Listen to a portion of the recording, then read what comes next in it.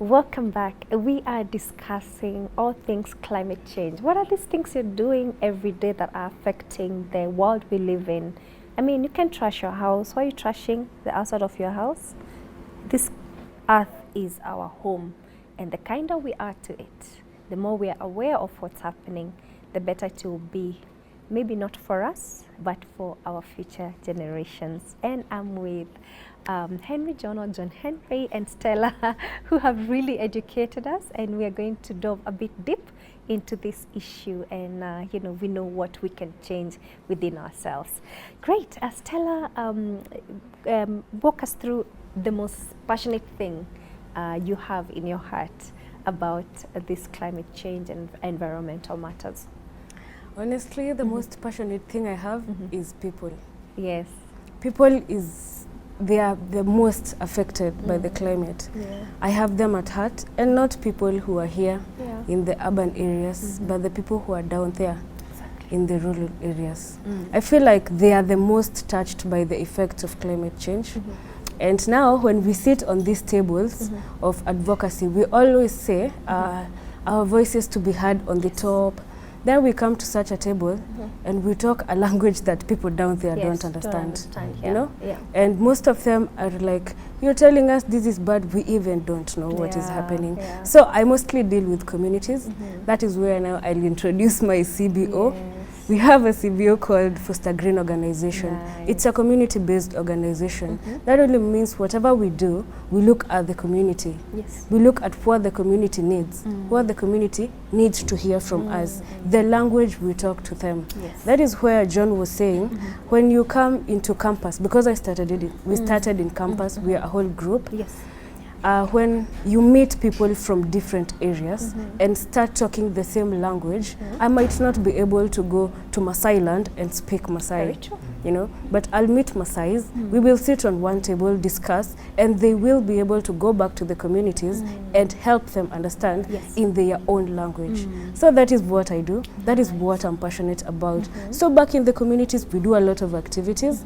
We come here and speak to people, policymakers. You tell us to voice it. We voice it for the people in Nyeri. There are people from Maasai land who voice it from there. Yes. Then when we go out from here, we go talk to the people in what they understand, what has been decided. Yes. So we have activities that happen from day to day.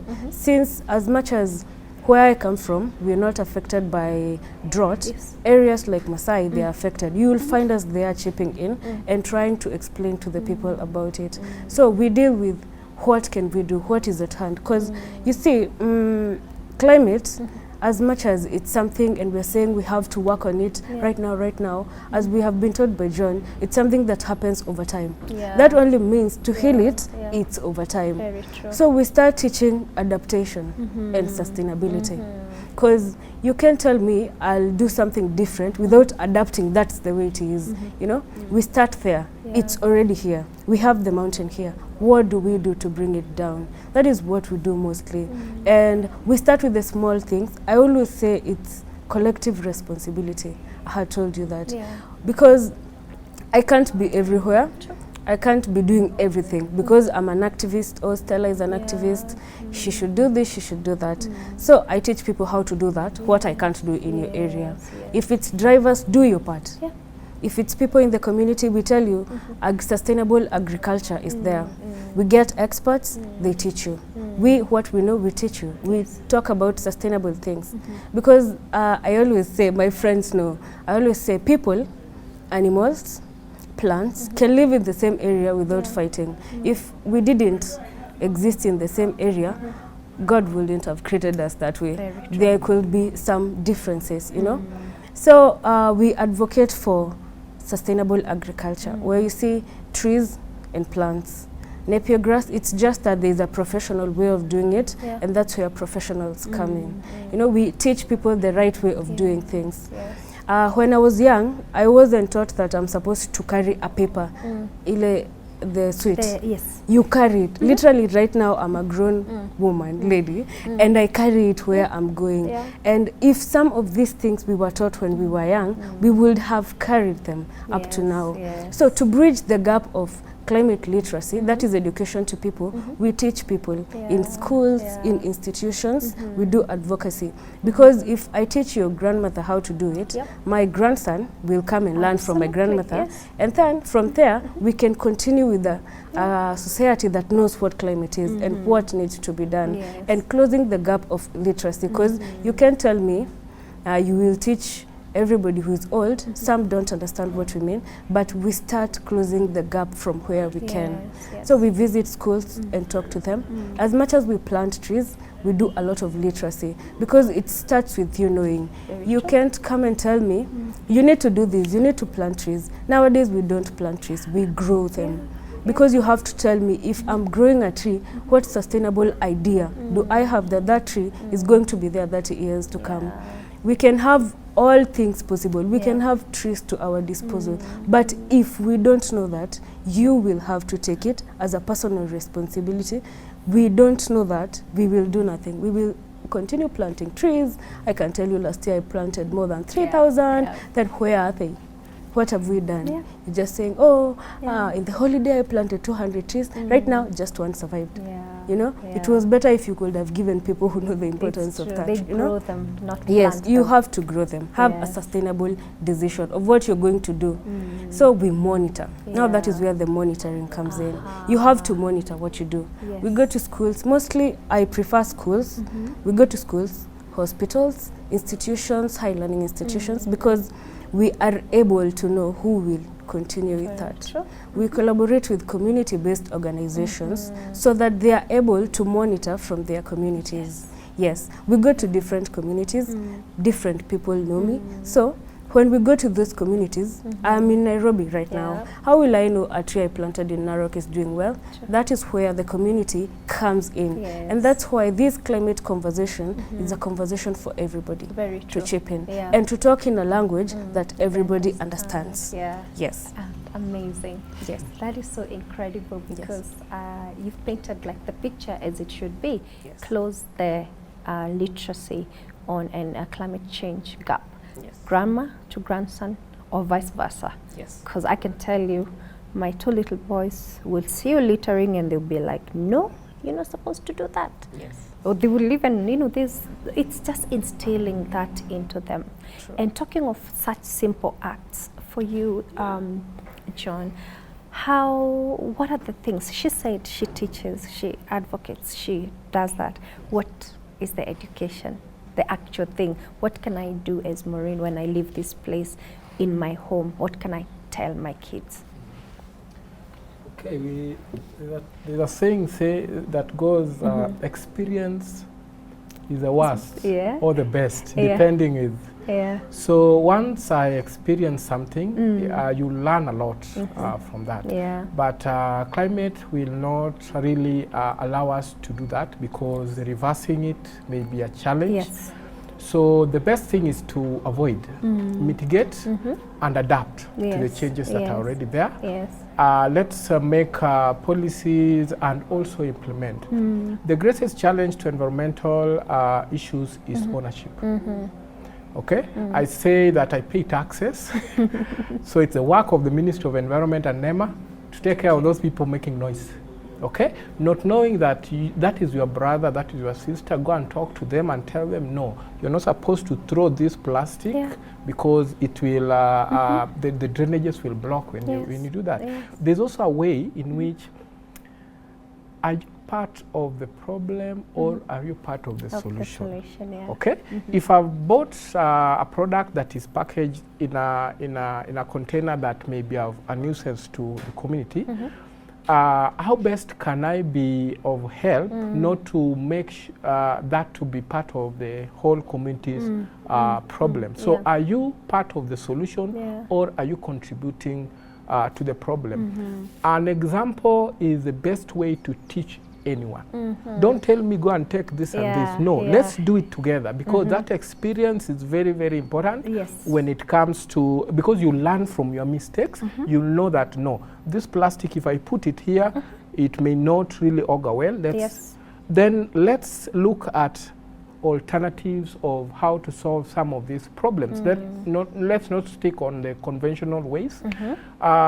Most of us are aware of the 3 R's. Yes. Recycle, reduce, reuse. Yeah. There are so many R's, yes. but those ones make a very big difference. Absolutely. Why can't we redesign? Yeah. Why can't we refocus?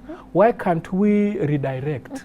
Why can't we repurpose? Yes. Okay? Yes. So when we do all this, for example, instead of throwing that plastic out there, we can still make a flower out of that. Exactly. And then you sell. Yeah. Okay? We have so many people who are, COVID was here.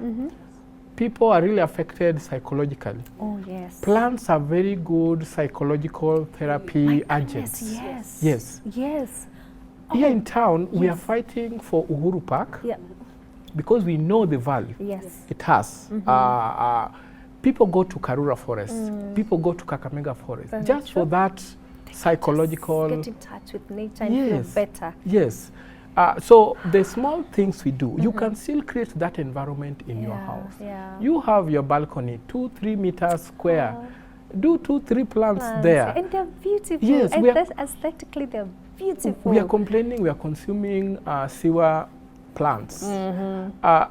Take that 2-liter jerrycan or 5-liter jerrycan, make a potted vegetable out of that. Yes.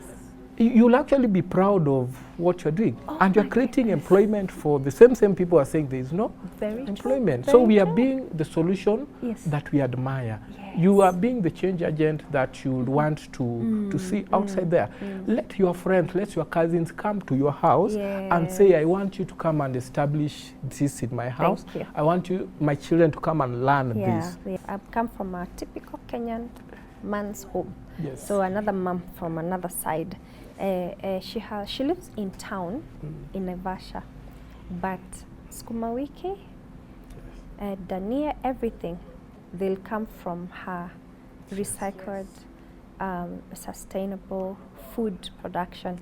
What she's done tires, of different sizes, and and everything is so healthy and it's so good to look at. I saw that and it couldn't leave my mind. I was like, what was that? That is so amazing. It's repurposing, you know. These tires will never go anywhere. Repurpose them. You know, when you just think of the smallest of things like those, food is so expensive right now. And then there's that aspect of you don't know sewage. Sewage-made food. The truth is chemicals are there. We all know illnesses and diseases like cancer. There's a whole environmental causage, and it's what we consume. It's consumed, be it by air, hydro, that one, and, and the other one for eating. It's so incredible how it still goes 360. And if we don't take care of this, then we are harming ourselves. I love it. I love it. So, Stella, you have really told us, I'm a young, proud person. What can you teach now the younger people, that 8-year-old who we are doing homework about reuse and repurpose and whatnot, and a 5-year-old or a 3-year-old? What are the things, if you are in a class right now, what can you teach them to take care of the environment? I'll start with saying I'm a proud owner of 3 plants in my house. Very small, but they're very beautiful. When I'm sad, they act like emotional support. I used to think that's... They have to. A Gen Z thing. No, until I actually see my own plants and they make me so happy. They make the place alive. You should see me jump when they get small flowers. The inner child kicks in. So, in the time I have been in the climate field, I have learned that different people understand different languages. So I go to the community, I'll speak to the community in my own native language, in my understanding of the community. I come to the young people, I'll teach them with what they know. Oh, absolutely. I'll tell them there is an app, guys, check it out, it's good, you know. I'll teach them with what they can. We are always on our phones. I'll post in the group, I'll send them things that makes them feel like questioning themselves and what they do.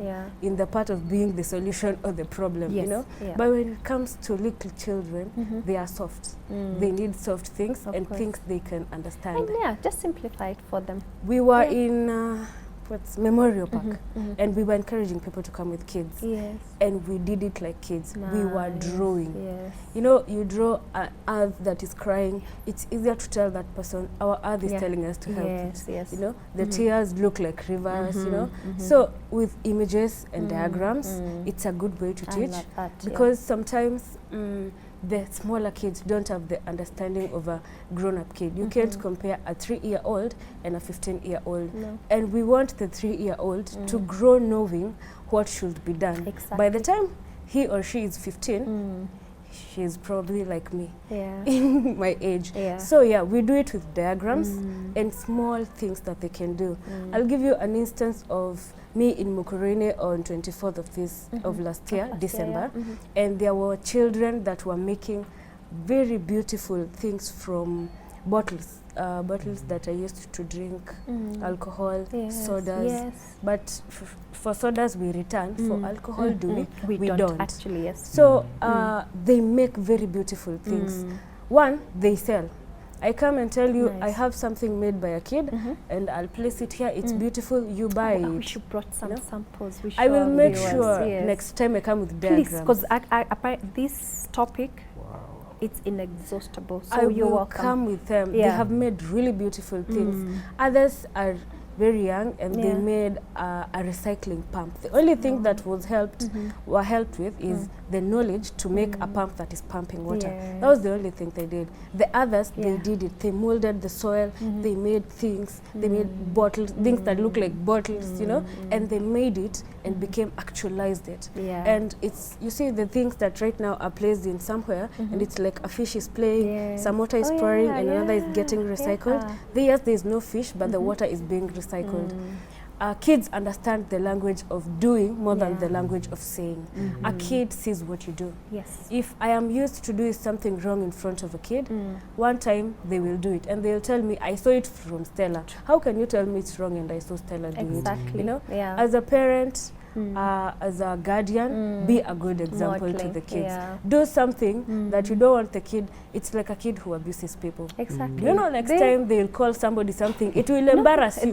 They actually they're sponges. They just absorb what you present to them. They don't hear by the they don't hear these guys. These are decorative for decorative purposes. True. But they watch. They watch And they see what you do. Yes. The minute you teach them by actions. I tell you, when planting trees, these papers, do them like this, recycle. Next time we go to the same school, they will take the papers and they recycle.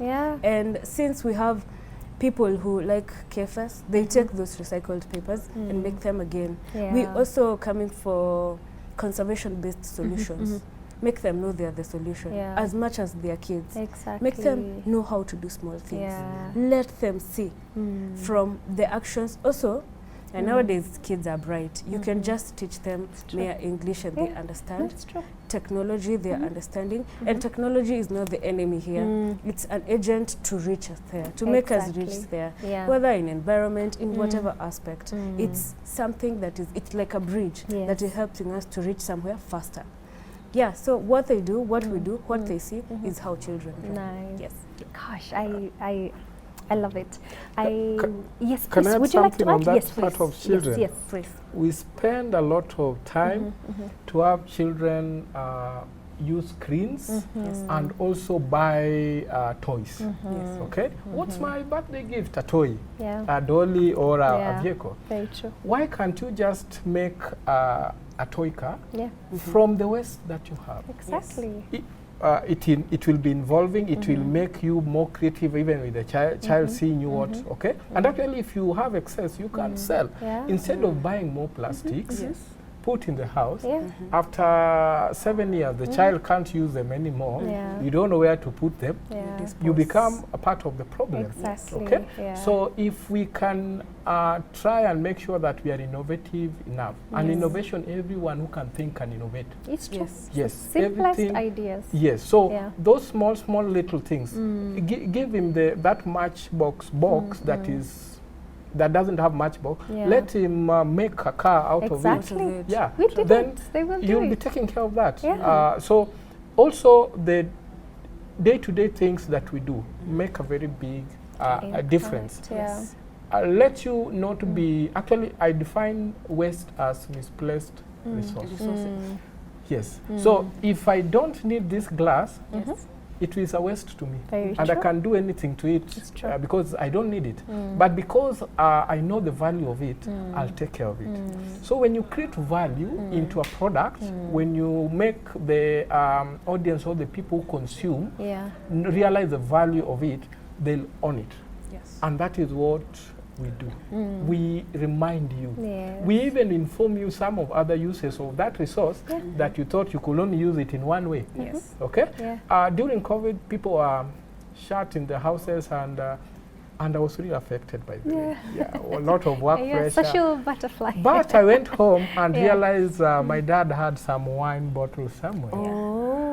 Yes. So what did I do? I took them. I didn't know actually what I was going to do with them, but I just took them and came back with them in Nairobi. Yes. And I took strings and started modeling. Yeah. No one taught me. I just said, I can make something out of this. And I know you just by seeing you and the people I associate with you. Yeah. My students, they know my house, not by me showing them. They Yeah. just know that is your Hedges house. So let people know you from how you approach things. That speaks louder, okay?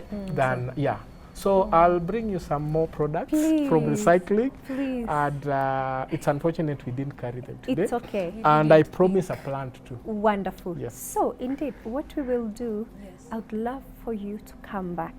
And maybe you can bring another, like a child who is already doing something. Here we love embracing. We don't want to shut it down. We don't want to say, after this interview, we want to follow up so that we can be shown also as adults. I mean, in this room we are more than 10 people. And once everybody walks out of here, they've learned something without even factoring in the number of people who will come across this interview. So I want to thank you once again for creating time to come sit with us and tell us, just give us your gems of wisdom on matters that really, really affect us on a day-to-day basis. And yes, I want you to come back and please bring, demonstrations. All right. So thank you, and I hope you have a wonderful time and keep doing the good work you're doing. Great. Thank you too. And thank you for creating this awareness. It's really lacking. This use of technology to create awareness, adding more value, and we invite more and more to invite us. Yes. Wonderful.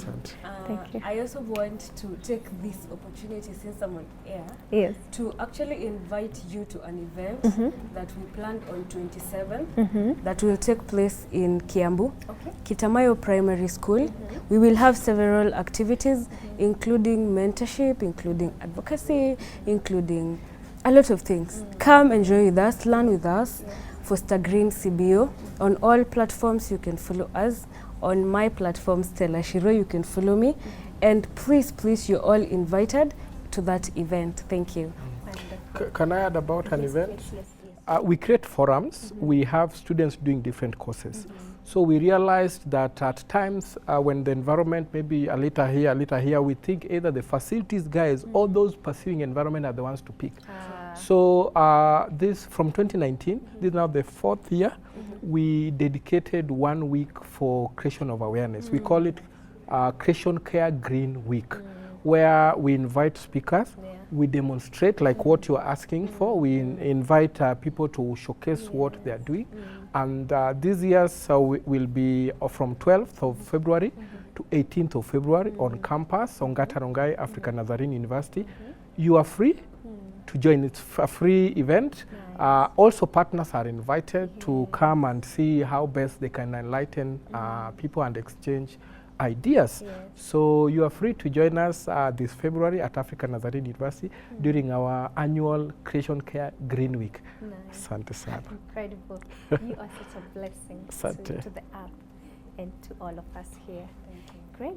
I won't even add any more. I'm just gleaning. Like, I'm so happy because of having a conversation that truly is very, very important. And in terms of where we're going, our children and everybody who will come after us, we must have this conversation. We must do the little things we might think are not important, like keeping that wrapper in your pocket, repurposing your plastic bottle, using less of what you know will not be good for the earth. Okay, if you have an amazing story or something to encourage our viewers with, also something to instill positivity, please reach us on our social media platforms on Y254, and we'll be happy to host you. I've been your host, Maureen Waititu. Until next time, it's good night.